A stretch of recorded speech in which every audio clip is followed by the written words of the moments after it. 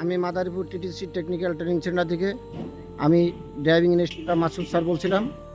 এখন আমাদের প্রধান কথা হলো, আমরা গাড়িতে যখন উঠি, ওঠার পরে আমাদের কি করণীয়?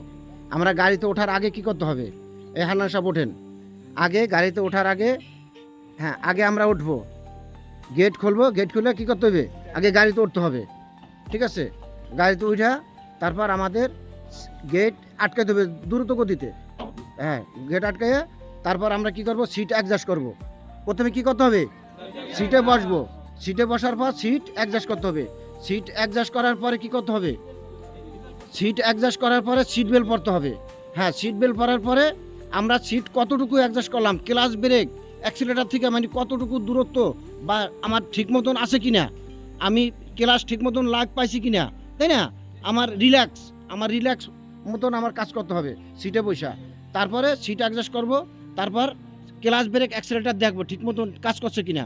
যদি কাজ করে তারপরে কি করব? আমরা আমার গাড়িটা নিউট্রাল আছে কিনা, গাড়িটা কি নিউট্রাল আছে কিনা। যদি নিউট্রাল না থাকে তাহলে কি করতে হবে?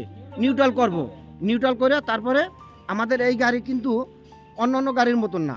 আমাদের গাড়ির প্রথম যদি স্টার্ট করতে হয় তাহলে ক্লাচ ফুল পাড়া দিতে হবে। ফুল পাড়া দেওয়া ধরে কি করতে হবে? সেলফ মারতে হবে, তাই না? তাহলে গাড়ি স্টার্ট হবে।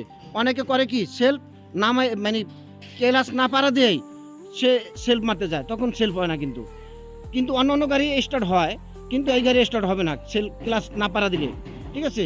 তারপর গাড়ি আমরা স্টার্ট করলাম ক্লাচ পাড়া দেয়া। স্টার্ট করার পরে কি করতে হবে? স্টার্ট করার পরে আমরা আমাদের হ্যান্ড ব্রেক যখন উপরে থাকে তখন গাড়ি দোনো চাকা পিছনে কি ব্রেক থাকে, আমরা হ্যান্ড ব্রেকটা রিলিজ করব। রিলিজ করার পরে কি করতে হবে? তারপর 1 নাম্বার গিয়ার দেব। 1 নাম্বার গিয়ার দিয়ে গাড়ি আস্তে আস্তে অগ্রসর হবে।